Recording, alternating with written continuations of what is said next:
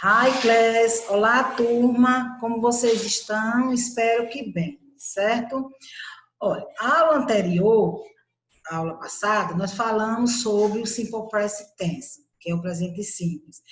Afirmativa e forma, a forma afirmativa, que modifica o verbo na terceira pessoa do singular, que é o she, o he e o it, não é isso? Acrescenta o s, o es e o es.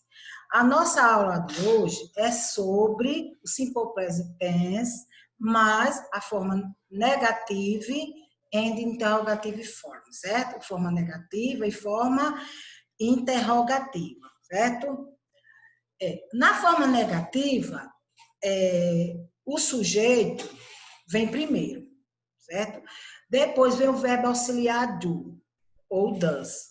E depois a partícula not e o verbo principal. E complemento. Pronto, no sujeito, why é do. O you é do. Why do not see? Eu não vejo. You do not go? Ele não vai. I do not cry, eu não choro. You do not cry, você não chora, certo? Aí vem agora, o he, o she e o it. São as três pessoas do singular, certo? O he, o she e o it. O he é para homem, o she é para mulher e o it é para animais ou coisas da natureza, objetos, certo? Então, he does vai modificar aqui, certo? He does not see. She does not go, it does cry, certo? Ele não vê, ela não vai, ou ele ou ela não chora. Aí vem a três pessoas do plural, que é o we e o e they. Fica a mesma coisa com a primeira pessoa do singular, que é o I. O verbo auxiliar fica do, que é we do not see, you do not go, they not cry. Certo? We do not see, nós não vemos. You do not go, vocês não vão. They do not cry, eles ou elas não choram, certo?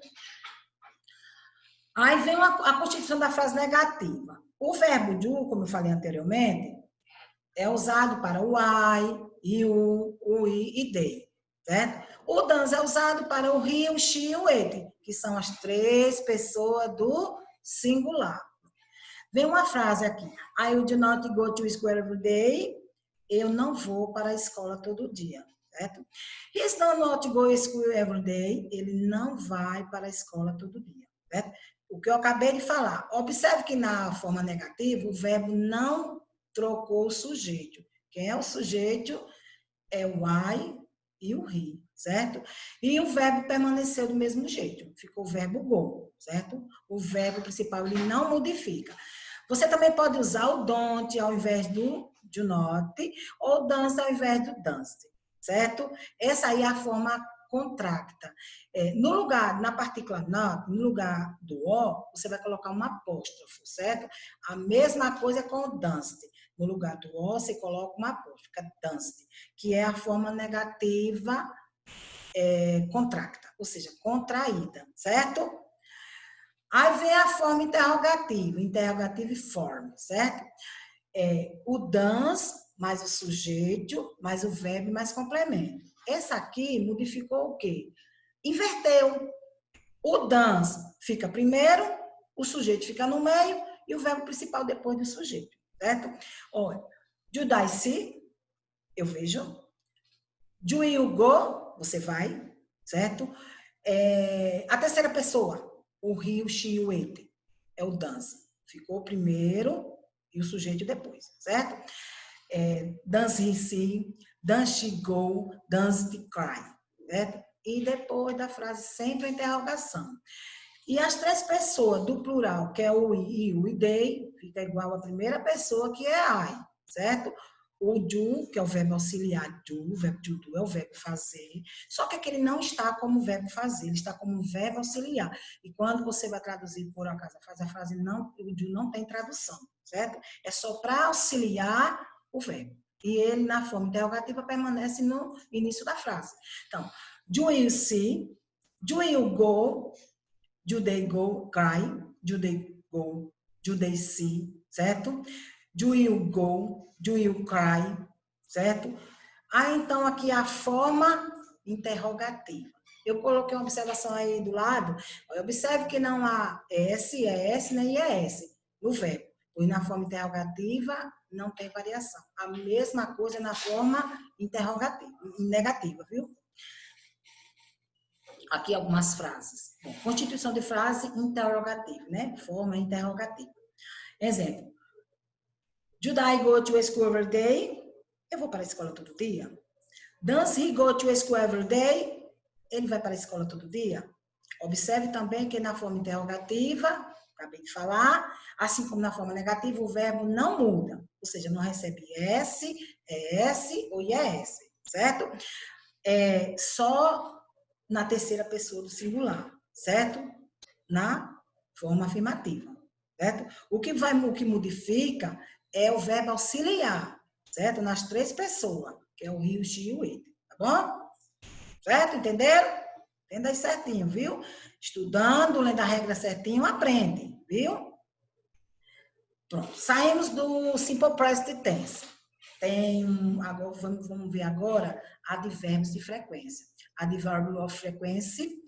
Temos muitos advérbios de frequência. Primeiro vem o always, que é sempre, certo? Eu já coloquei até a tradução na frente. Always é sempre, usually, geralmente, normal, journey é normalmente, off é frequentemente, sometimes, às vezes, walk occasionally é o ocasionalmente, seldom é raramente, rarely, quase nunca, e never é nunca. Essa palavra você já vê muito. Never é nunca, né? Vamos aqui para algumas frases. I always make the bed in the morning.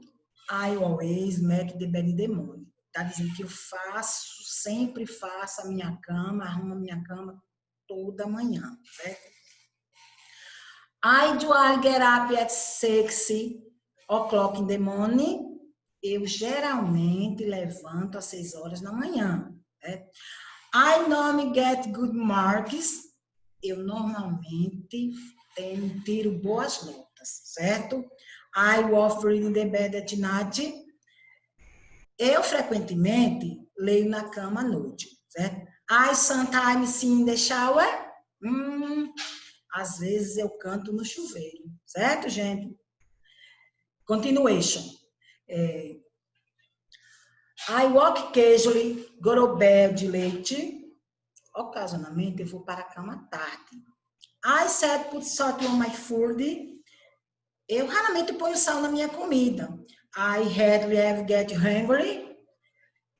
Eu quase nunca fico com raiva, certo? I hardly ever, quase nunca, né? Vegetarian never eat meat. Vegetarianos nunca comem carne, certo? Aqui são alguns advérbios, certo? Os advérbios, eles vêm sempre antes do sujeito, viu? Vamos lá ver a estrutura que eu montei aqui para vocês. Observa a estrutura, né? Primeiro, subject, que é o sujeito, adverb, que é o advérbio, né? O main verb, que é o verbo principal. Main quer dizer principal, né? Então, aqui um exemplo. Daniel always passes his exams. Daniel always passes his exams. Então, Daniel sempre passa nos seus exames, certo? Agora, se temos um verbo to be na frase, os advérbios de frequência, eles devem vir depois dele. A primeira estrutura é para qualquer outro verbo, mas quando vem o verbo to be, é diferente. Sujeito é he, o is é o verbo to be, o advérbio always e happy é o complemento de felicidade, né? Então, he is always happy, ele está sempre feliz. Vamos lá. Vimos o advérbio de frequência, vamos agora para o advérbio de lugar. Advérbio of place, advérbios de lugar.